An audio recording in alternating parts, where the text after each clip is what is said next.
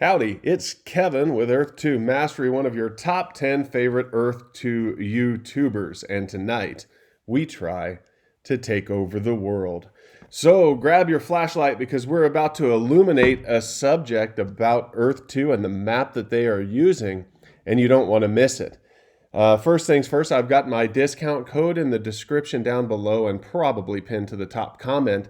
I greatly appreciate it when you guys use that code. It helps expand my Earth 2 empire and support my channel.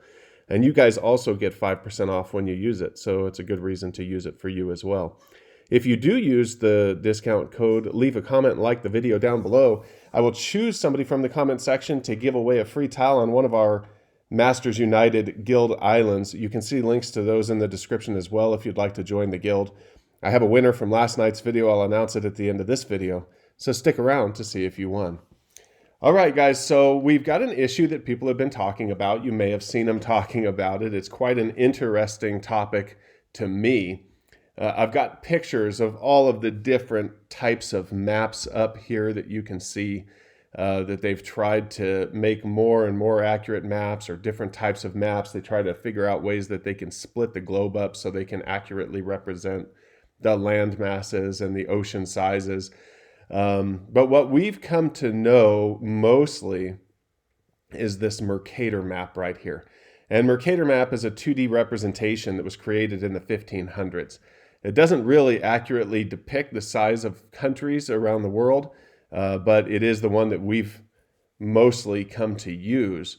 And it seems most likely to be the one that they are using on Earth 2. The problem is that you can't split up a globe into a grid, right? You can't have squares on the globe because the globe is spherical or somewhat spherical. So this gentleman here is one of the ones who most succinctly put it. It's Joshua Mason. I found him on Facebook. He said, I want to put this argument to bed. This is the home football field of the Barrow Whalers on Alaska's North Slope.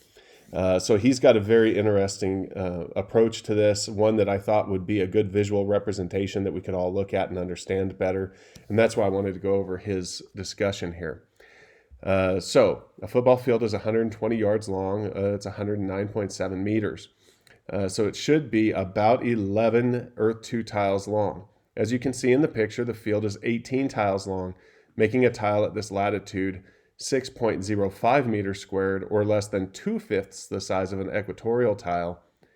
This difference gets exponentially bigger the closer you get to the poles.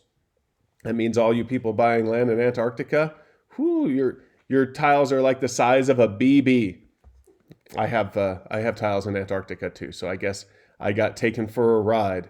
The second picture is of a football field in Hawaii. A tile here is 18.3 meters squared, or over 9 times bigger than the Alaska tile.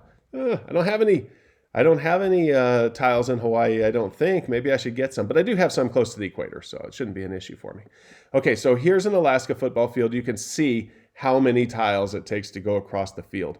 They're diagonal here, so it's not exactly easy to see, but 1, 2, 3, 4, 5, 6, 7, 8, 9, 10, 11, 12, 13 tiles on the diagonal. Here we go in Hawaii, and you can see it is 1, 2, 3, 4, 5, 6, 7 tiles, roughly half the tiles diagonal, and that's across the whole stadium, not even just the field. So there's quite a size difference. I also have a picture here of a field in Florida. You've got 1, 2, 3, 4, 5, 6, 7 tiles long on the field. And then here is that field in Alaska again for you to compare it to. Here's another field in Alaska that's actually more perpendicular. So 1, 2, 3, 4, 5, 6, 7, 8, 9, 10, 11, 12, 13, 14. So you can see each field is roughly twice the size in Alaska as it is closer to the equator, not even on the equator. What does this mean for our game? It's kind of up in the air. I feel like there are 2 possibilities here. Either Earth 2 is going to force the 10 meters square, and so when they wipe the land, that's going to make it easier to do so. We're basically going to have a 2-dimensional map in Earth 2, even if you, when you fly out into space or whatever, like they did on the terrain video, and you look back and see the Earth as a globe, but when you're walking around, it's depicted as a two-dimensional map, which wouldn't really affect us in the game, other than it would keep the tiles the right size. So if you have a building that fits on 20 meters squared, then you're still going to be able to fit your building no matter where you are in the world. If they try to make accurate land representations like in real Earth, then you're going to wind up not being able to fit the same size building on your tiles in a place like Antarctica as you are on the equator.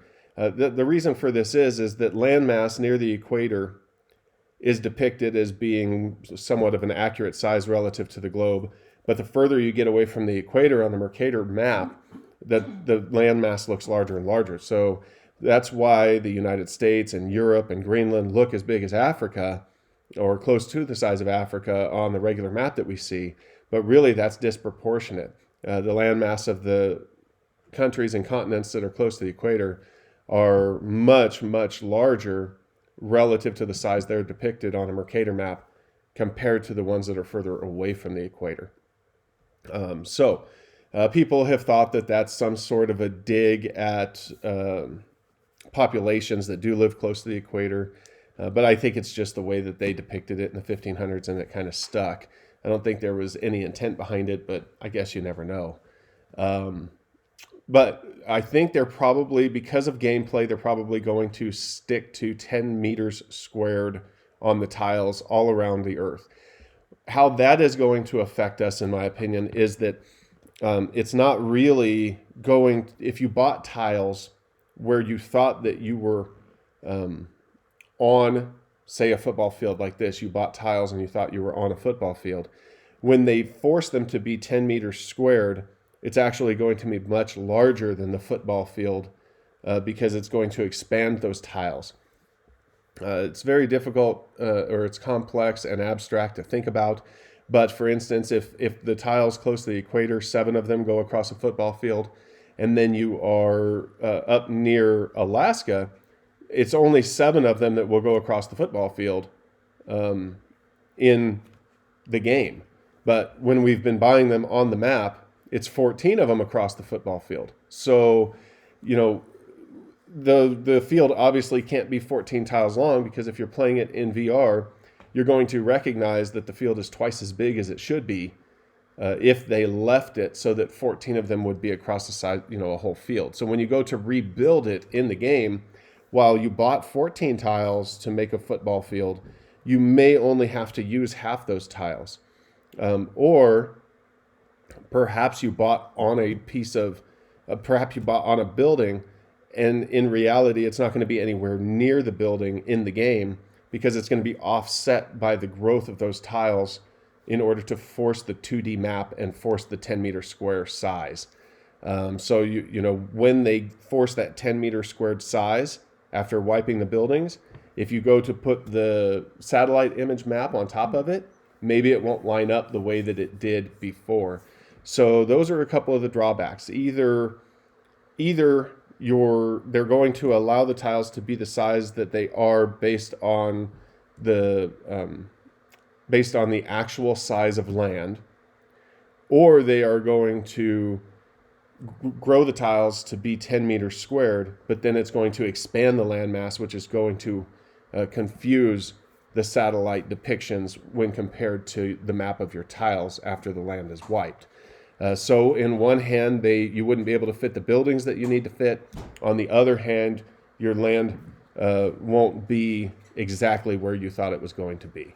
So I'd really like to hear your feedback. I'd like for you to put comments down below as to how you think this will affect gameplay, how you plan on compensating for this. Are you now just going to buy tiles near the equator so that you can guarantee that you've got either the right size land or bigger land, and that you're in the correct spot when it comes to the satellite imagery?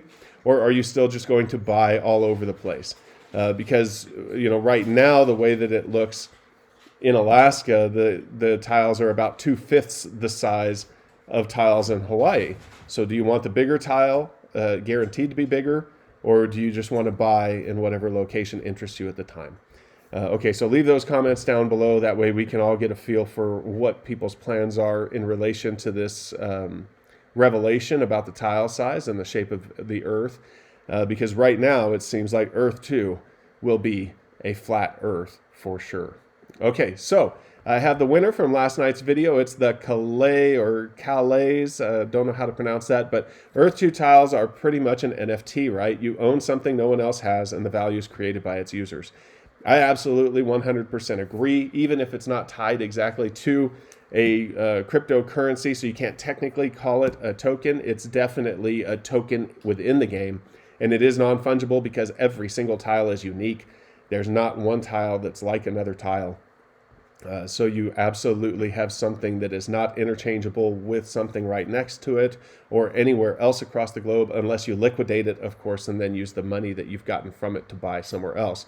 But they are not directly interchangeable. So I feel like it does meet the definition of an NFT. And you can also leave comments down below if you agree or disagree on that topic. So Calais, go ahead and get a hold of me through private message on Discord, or find me in my Facebook group, which is linked in the description. You can message me through there as well, and I'll get you a link to your property so you can bid a penny, and I'll give it to you. Okay, guys, have a great day, and I'll talk to you later.